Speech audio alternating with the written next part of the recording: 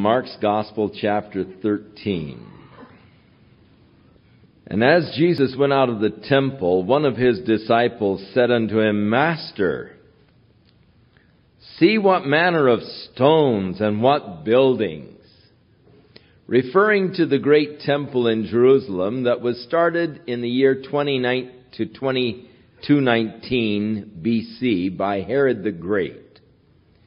It became one of the wonders of the ancient world. It took over 50 years to construct. Herod the Great was never able to complete it himself. Herod the Great, as we have mentioned before, was fond of using great stones in his building projects. But according to Josephus, some of the greatest stones that he used in his building projects were used in the temple itself. Josephus records that some of the stones were 47 feet long, 8 feet high, and 12 feet thick. Now that seemed preposterous and just totally unreal until recent archaeological excavations that have been going on along the western wall, down at the southwest corner of the western wall. They have found these tremendous cornerstones that are about 35 feet long, about 6 feet high, and 8 feet thick. But then as they were excavating along the western wall towards the fortress of Antonio, they've come across a huge stone. It's about 45 feet long. I stood beside the thing. It's about 10 feet thick and about 8 feet tall, almost as large as some of those that he used in the temple building itself. They estimate that these stones weigh up to 400 tons. They still marvel at how they were able to hew out these stones, carve them so perfectly smooth, and then move them in place. How they actually got them into place is still a mystery. It is a matter of speculation. But they're not really certain how in the world they could ever move such large stones and get them in place in a building. These stones are so perfectly hewn out that they did not need mortar between them. They just lie flat one on another.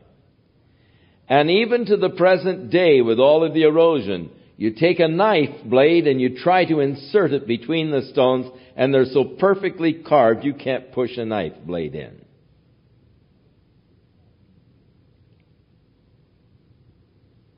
The building was then, the dome of the building was then covered with sheets of gold. So that in looking at the building, it reflected the sun, and it was just like, look, you couldn't really look at it if you were in that angle where the sun would reflect and hit your eyes. Brilliant building. One of the marvels of the ancient world. So as the disciples were coming out of the temple, they were noting these huge stones and this marvelous building that was constructed by Herod. At this point, having begun some 20 years before the birth of Christ, and Christ now being around 33 years old, take off the 4 years that they feel is an error in the calendar, and you get there were about 47 years in construction at this point. So the building was pretty well complete. It only took another 18 years to finish it.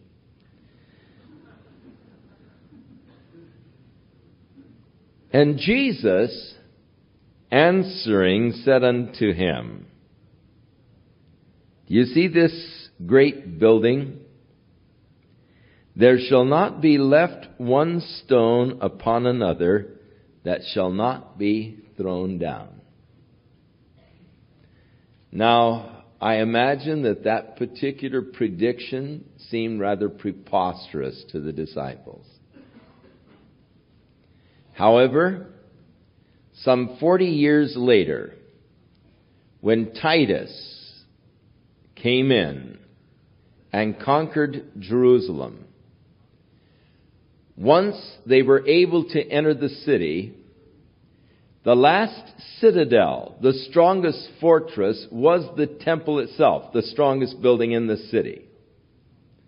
And so many of the Jews fled to the temple in order to hold off the Roman legion from within the temple. Titus ordered that they just not destroy the temple, but to leave it intact. However, some of the Roman soldiers, drunken, began to fire arrows at the temple, flaming arrows, and the temple caught fire, and the Jews inside were cremated. But the intense heat of the fire melted the gold of the dome, and it, being melted, came on down and filled the cracks of the stones. And so then the Roman troops, in order to loot the gold, took the temple down stone upon stone until the prophecy of Jesus was literally fulfilled. Not one stone was left standing upon another. As you go to Jerusalem today and you look down into the excavations in the Tyropoeon Valley, you can see in one area where they have dug all the way down to the Roman road that was there at the time of Christ. And there on that Roman road at the time of Christ, you can see huge stones lying just as they were broken, as they were pushed over from the Temple Mount. Probably some of the temple stones that were pushed over and filled the Tyropoeon Valley, and you see them lying just as they fell. Mute testimony to the accuracy of the prediction of Jesus Christ. For exactly as he said, not one stone was left standing upon another. Now it should be noted that he made that prediction of the Herodian temple. They do feel that there are probably foundation stones of Solomon's temple still existing somewhere on the Temple Mount. And right now there is a tremendous move to seek to find the foundation of Solomon's temple.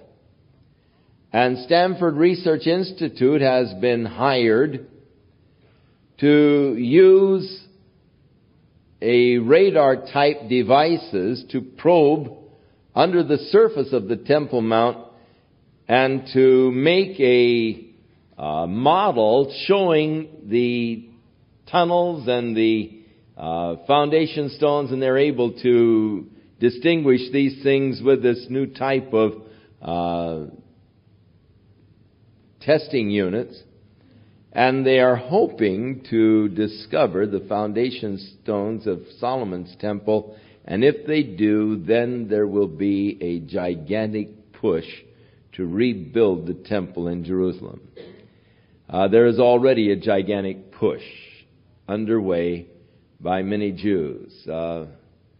I receive interesting, fascinating mail from Samuel Goldfoot, who is the head of the Temple Mount Foundation. And this man and his group have dedicated their lives to the rebuilding of the temple, which of course is extremely exciting from a biblical, prophetic standpoint.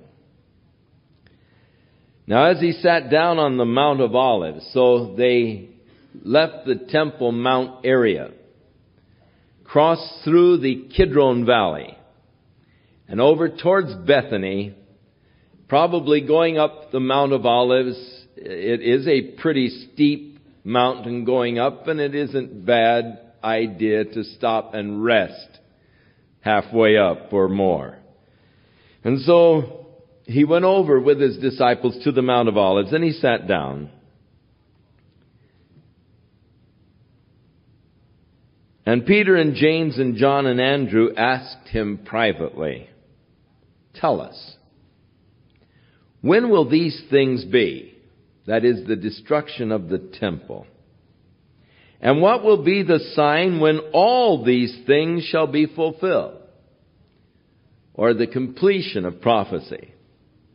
And Jesus answering them began to say, "Now take heed, lest any man deceive you." The first thing that Jesus warned against were deceivers. It is interesting how that all the way through the New Testament, the church was warned of deceivers, warned of false prophets. That has been the curse of the church. Men who have sought to profit off of the gospel of Jesus Christ, sought personal profit and gain.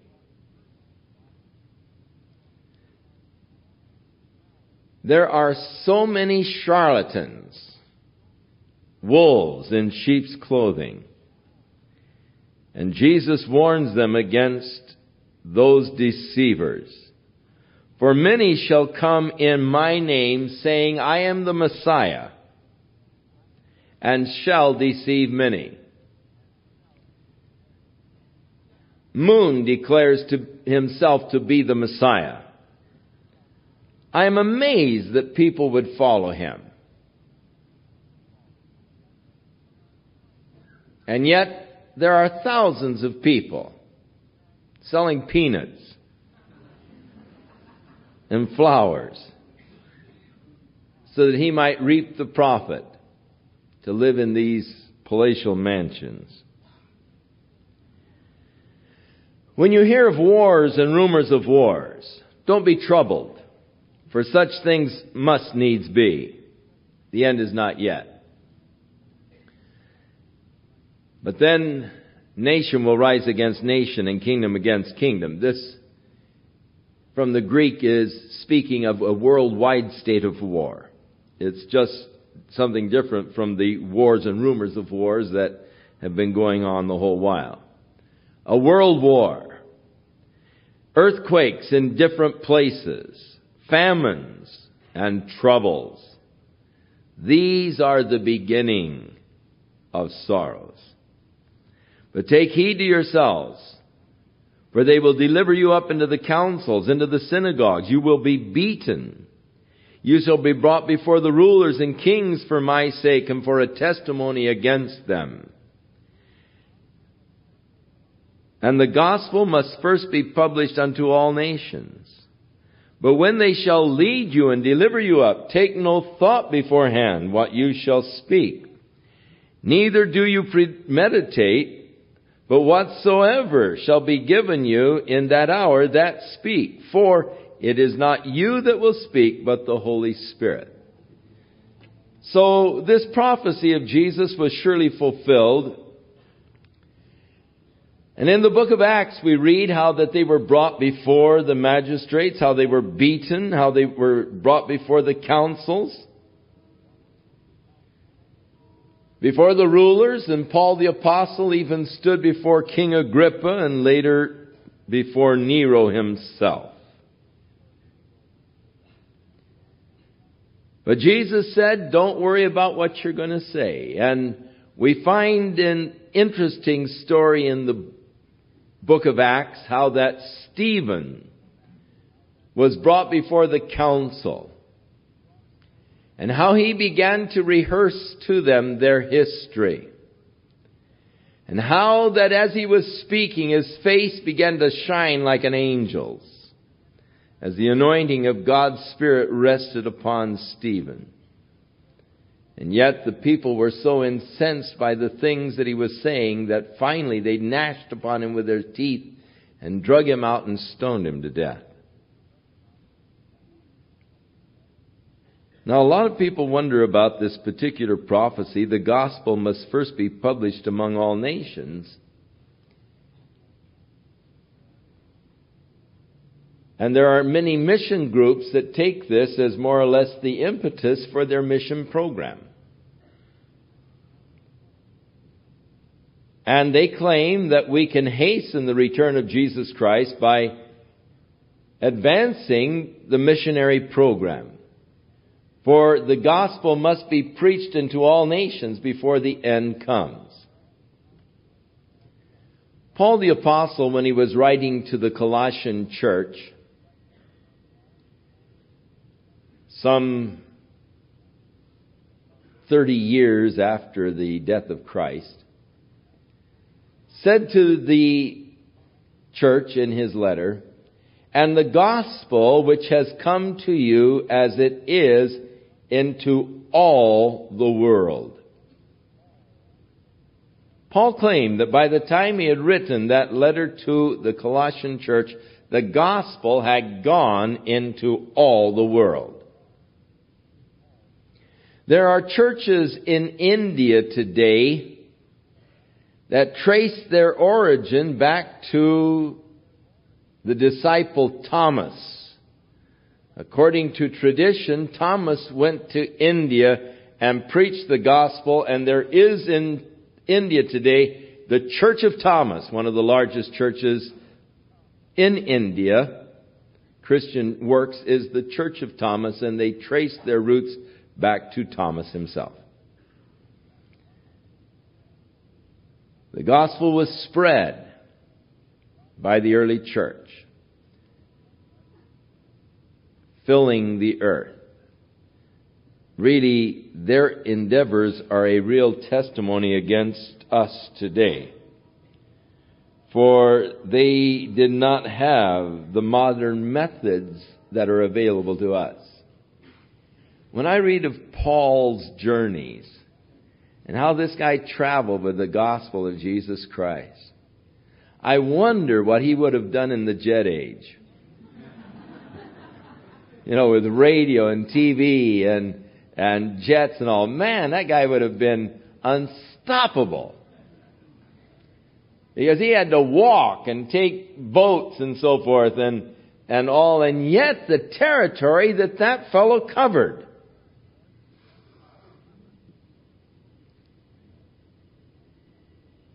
What a witness against us. Now, not only did Paul say that the gospel was preached into all the world by the time he had written to the Colossians, but in the 14th chapter of the book of Revelation,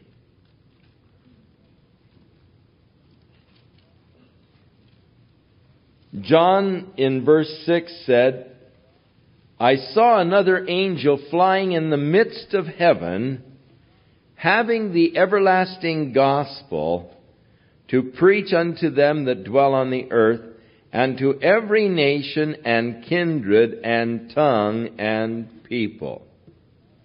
So during the last days, in the tribulation period, God is going to be using angels flying through the midst of heaven to declare the everlasting gospel to every nation, language, tribe, people. So that it is not a prerequisite to the coming of Jesus for His church to get the gospel preached into all of the world. You cannot say, well, the Lord can't rapture the church tonight because the gospel hasn't yet been preached in all the world. And Jesus said it's got to be preached into all the world before the end comes. That's not a valid argument. Because the gospel will be preached and this prophecy of Christ will be fulfilled, but not necessarily by the church. And Jesus didn't say that they were going to have to proclaim the gospel. He just said it would be proclaimed among all nations. Now, some people see the angel flying through the midst of heaven as one of these little Telstar communication satellites. And who knows?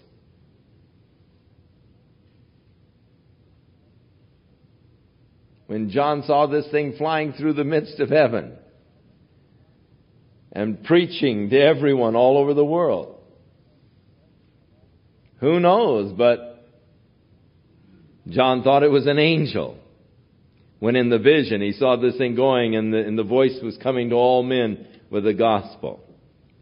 We're in negotiations that have been talking to men about putting Word for Today on a satellite radio communicator. And it can be beamed up to it and can be picked up all over the world. In fact, they're talking about little receiver sets that they can make to operate on solar energy, so that for just a few dollars they can make these little receivers that will be tuned only to that particular satellite. And the natives anywhere in the world can set out the little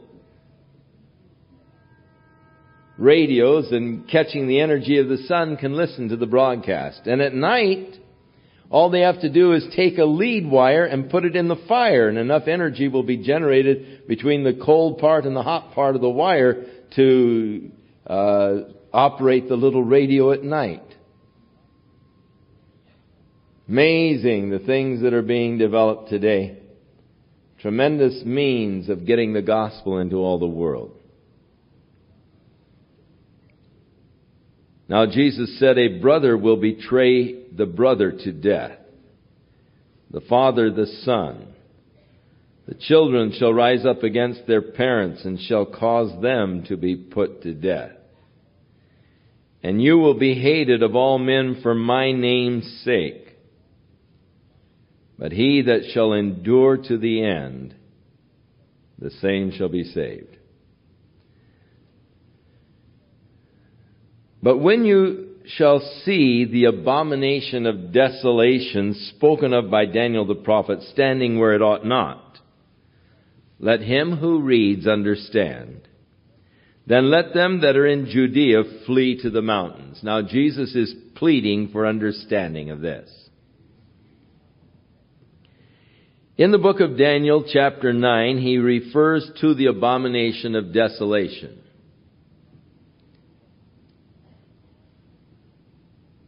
According to my understanding, in putting a composite together using Revelation chapter 13, 2 Thessalonians chapter 2, and Daniel's chapters 9 and 12. As I see and understand the abomination of desolation, according to the Scriptures, the Jews are going to rebuild their temple. It would seem that the treaties and arrangements for their rebuilding of the temple will be accomplished through a very powerful, wise, astute leader that is going to arise to lead the European community. And that he will make a covenant, Daniel chapter 9, with the nation of Israel. But after 3.5 years, he will break that covenant, and he will set up the abomination which causes desolation. In the 12th chapter of the book of Daniel, it says he will cause the daily prayers and oblations to cease. He'll stop the sacrifices that the Jews have reinstituted.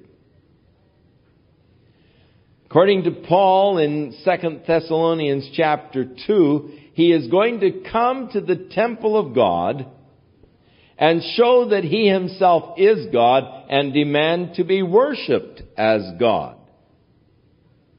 And he will show all kinds of miracles and signs and wonders. so that if possible he will deceive even the elect. According to the 13th chapter of the book of Revelation, he will cause an image to be made of himself, and this image will be placed within the temple.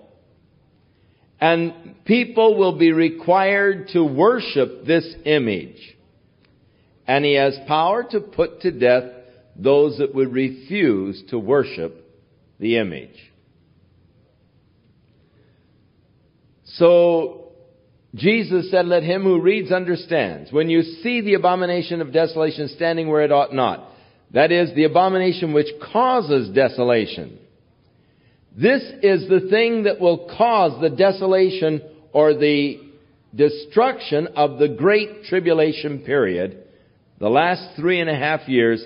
The whole sequence of this wrath of God being poured out upon man will be triggered by this ultimate blasphemy. As this man of sin, the son of perdition, stands in the Holy of Holies of the rebuilt temple in Jerusalem, and there blasphemes the God of heaven, and declares that he is God and demands to be worshipped as God. That is the final straw of man's rebellion against God, and God will begin his move to judge the world in order that he might establish his new kingdom, the kingdom of righteousness and joy and peace. This will be the trigger that will usher in the 3.5 years of the great tribulation period. So Jesus makes reference to it. When you see this abomination of desolation that is spoken of by Daniel the prophet, standing where it ought not, let him that reads understands, then let them that are in Judea. Notice he's speaking not of the United States.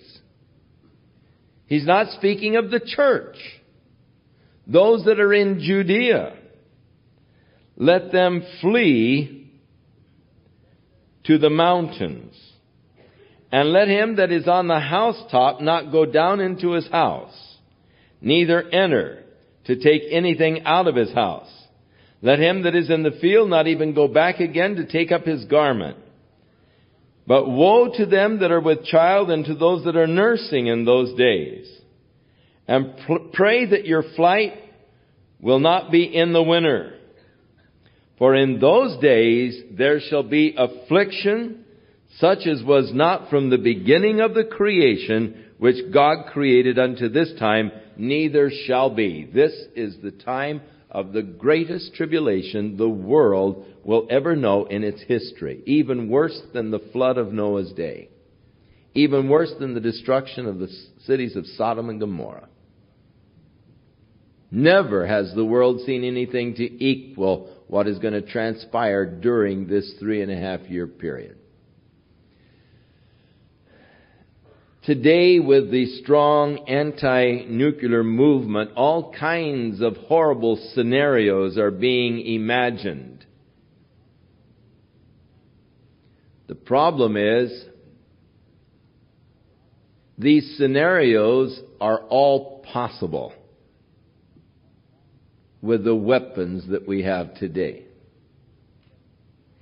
Surely a worldwide war with the use of nuclear weapons could bring to pass the whole scenario as is pointed out for us in the book of Revelation.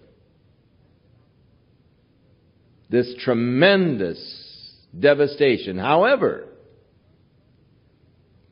this destruction and tribulation that is coming will not necessarily result from man's devices, but is coming as a direct judgment of God upon the earth. And God will be involved in the judgment that is going to fall.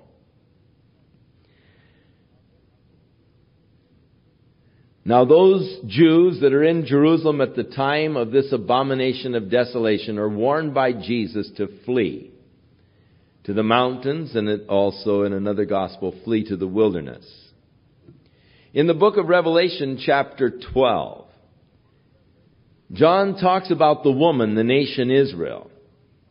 And he said, and she was given wings of an eagle to bear her to the wilderness, to a place that has been prepared for her, where she will be nourished for 3.5 years. So during the time of the Great Tribulation, those Jews that heed the warning of Jesus in Judea will flee to the wilderness area that God has prepared for them, where God will provide and take care of them for that 3.5-year period of the Great Tribulation. In Isaiah the 16th chapter, God speaks unto Moab, or modern-day Jordan, "Open up your gates and receive my people. Bear them safely to Petra, where they might be sheltered until the Great Tribulation period is over."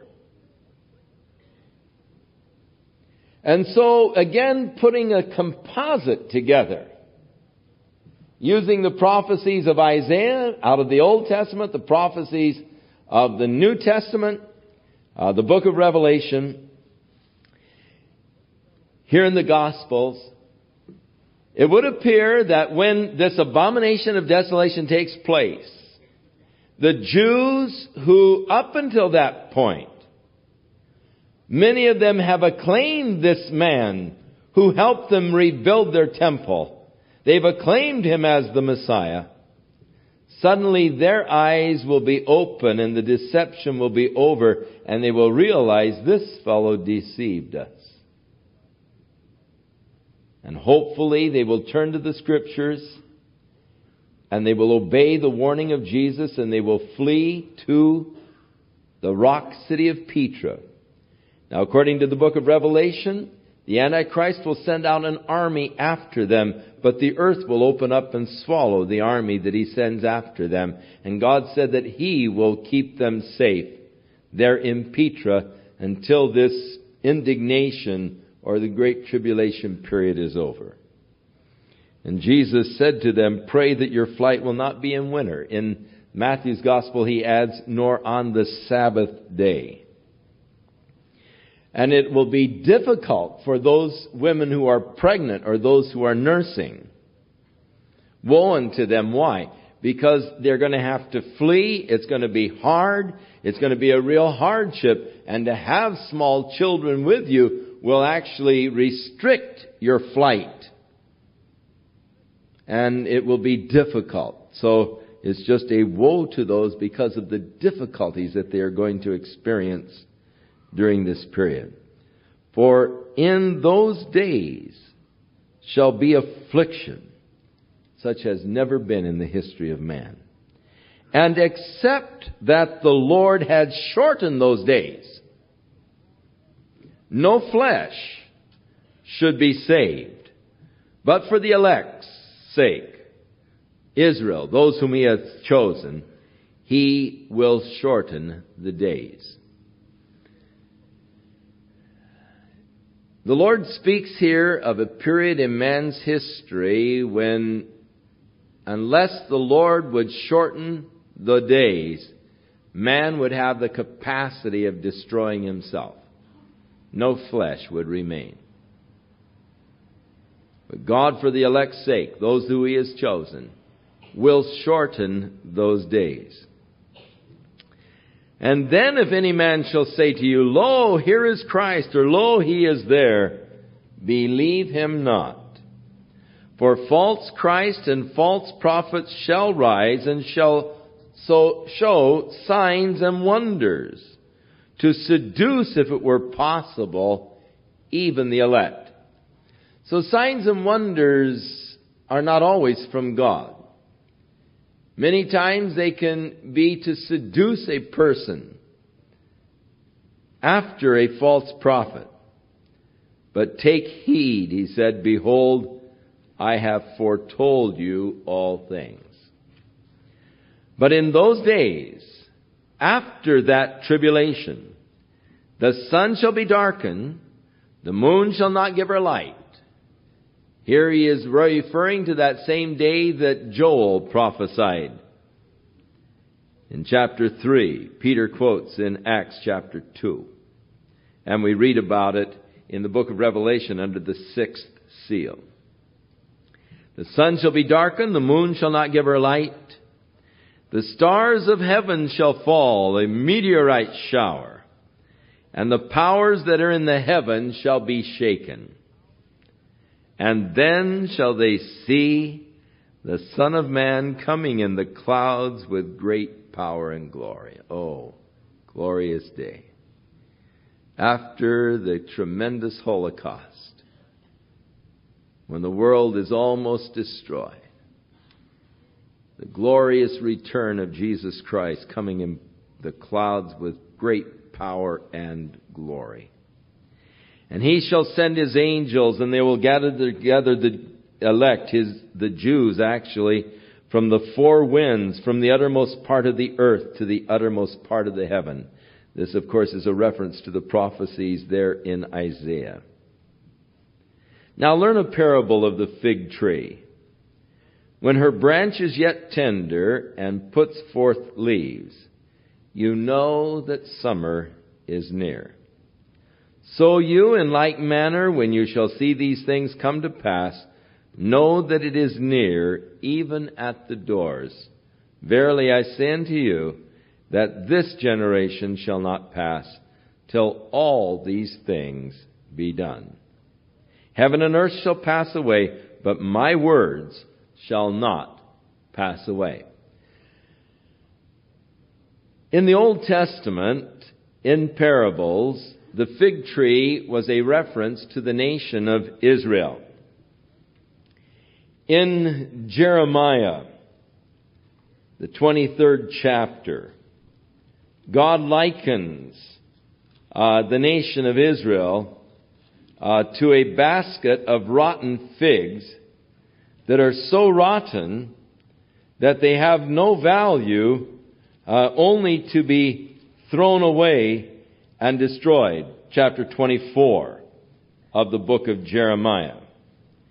And then over in Hosea, the 9th chapter and the 10th verse, God makes again a reference to the nation of Israel as a fig tree, where the Lord declares,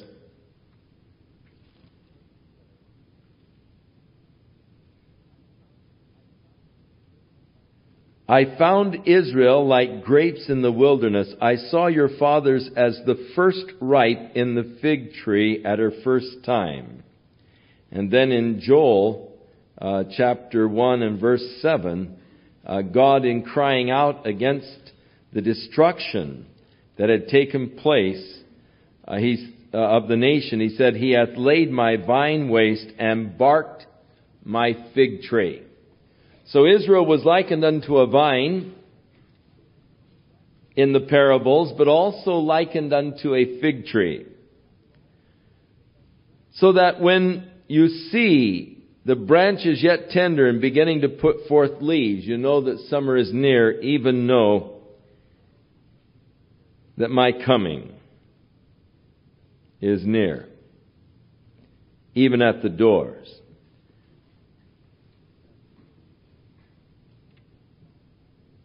Many Bible scholars believe that this reference is to the rebirth of the nation of Israel.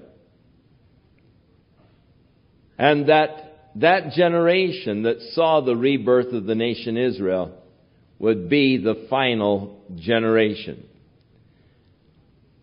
I think that there is great validity in that interpretation.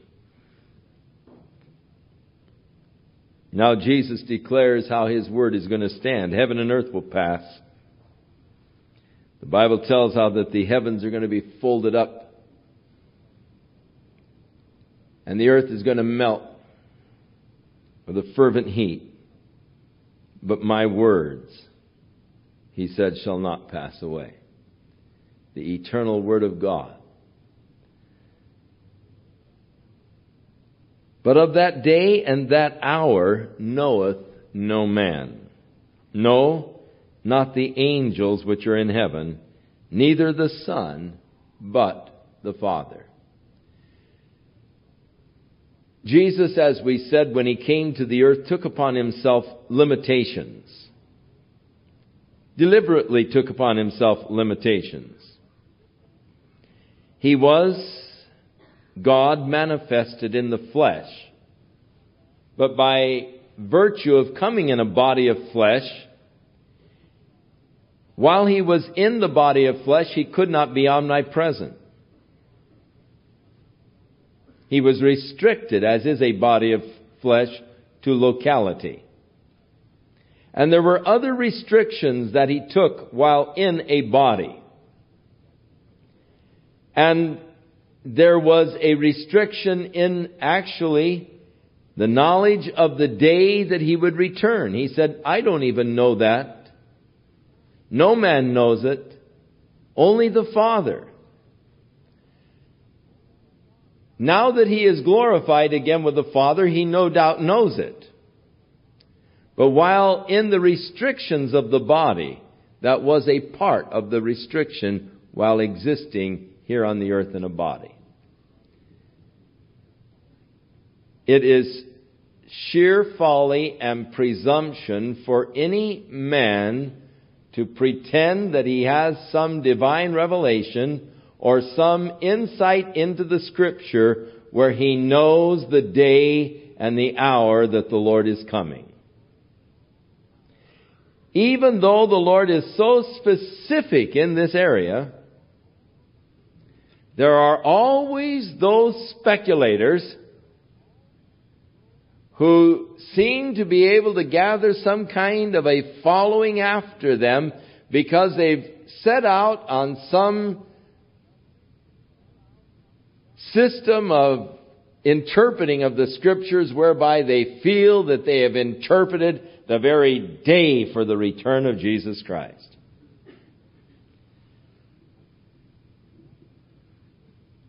Back in 1843 or so, Reverend Miller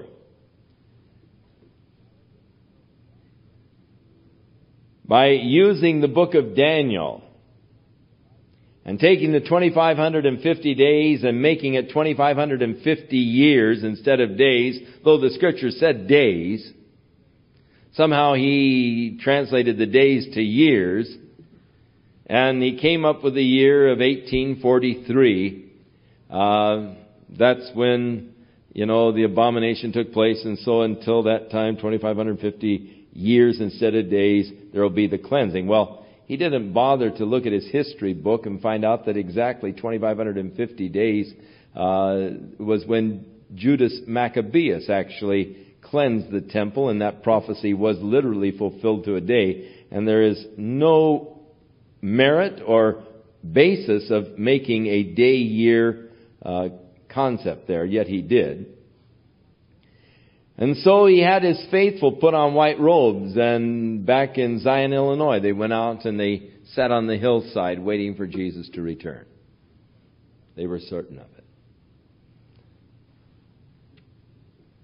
And, of course, in recent times, there have men who like to get their names in newspapers who have predicted the date of the coming of Christ and gotten the people all excited. A few years ago, people were giving me tapes by some fellow that had predicted April the 1st of 1978, I think it was, for the coming of Christ. And then last year, that fellow down in Tucson, who had it all doped out to June the 30th, last year. And yet Jesus said, no man knows the day or the hour.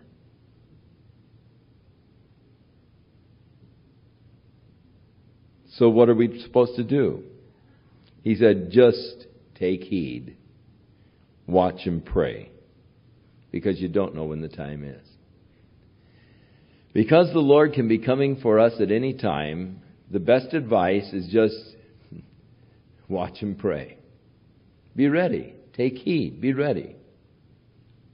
You don't know when it's going to happen. For the Son of Man is as a man who is taking a far journey, who left his house and gave authority to his servants, and to every man his apportioned work. And he commanded the porter to watch. Therefore he said, you watch, for you know not when the master of the house is coming, at even or midnight, or when the cock is crowing in the morning. Watch lest he come suddenly and he finds you sleeping. And what shall I say unto you? And what I say unto you, I say unto all, watch. So what Jesus is saying to you is watch. Be ready. You don't know exactly when he is coming. He may come at evening, he may come at midnight, he may come in the early morning. Because you don't know, just be watching and be ready.